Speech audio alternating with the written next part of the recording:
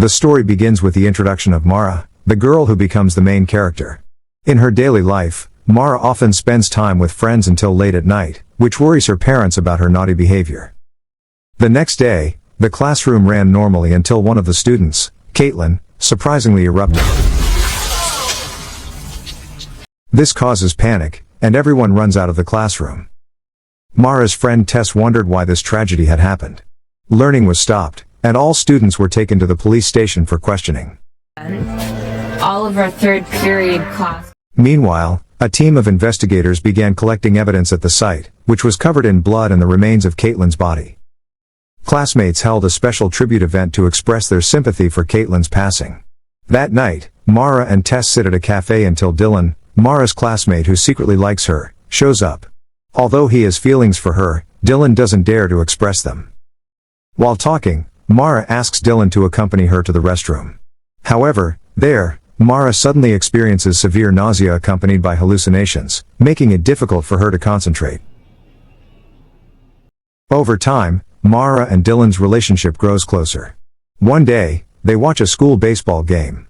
However, in the middle of the game, one of the players suddenly pops like a balloon, causing panic among the spectators who run away from the scene. The news mentioned that Perry, Mara's classmate, was the latest victim. As a result of this incident, the school decided to suspend all teaching and learning activities indefinitely. However, instead of being scared, the students organized a party to take advantage of the situation. Mara and Dylan also attended the party. However, in the middle of the event, panic occurs when a female student suddenly pops like a balloon, sending everyone running out of the house. As mysterious events continued to claim victims, the FBI began to investigate. Mara and Tess were also questioned about the events that occurred.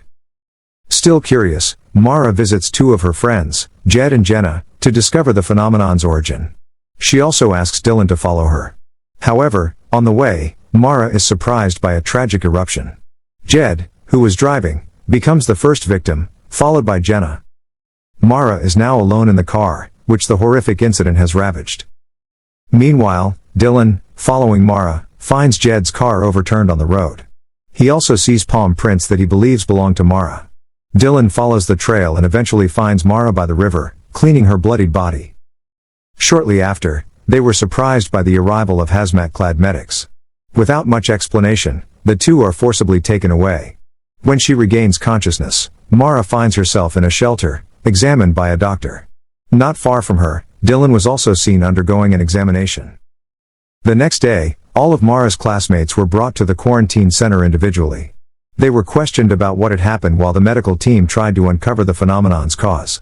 The research was a state initiative to find a cure and solution to the horrific outbreak.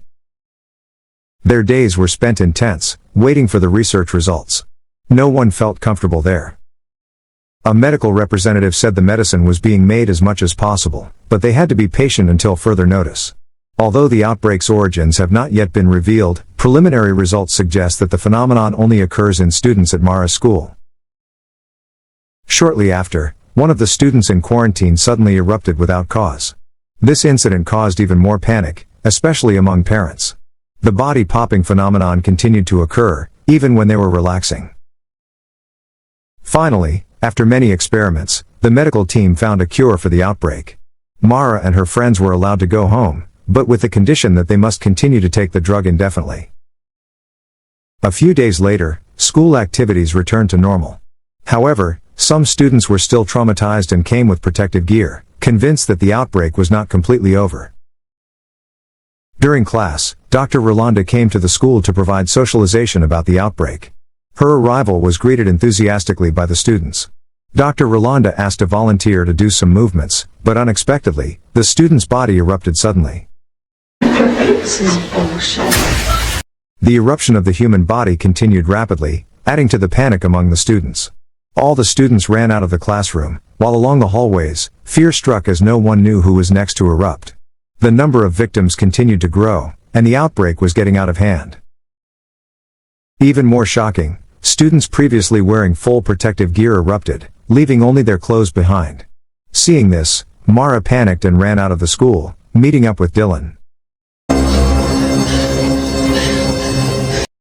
However, shortly after that, Dylan also erupted. This incident made Mara even more confused and desperate. She lost those closest to her, including Dylan, whom she loved dearly. A few days after the horrific incident at school, Mara fell into a depression. She tries to visit Tess's house, but Tess confesses that she is scared and plans to leave town with her friends, deliberately not inviting Mara. Tess believes Mara is bad luck. Parents of students whose children were victimized began to blame Mara, considering her a curse. Any student close to Mara always became a victim and erupted suddenly, further worsening her reputation. The news went viral and became the talk of the internet.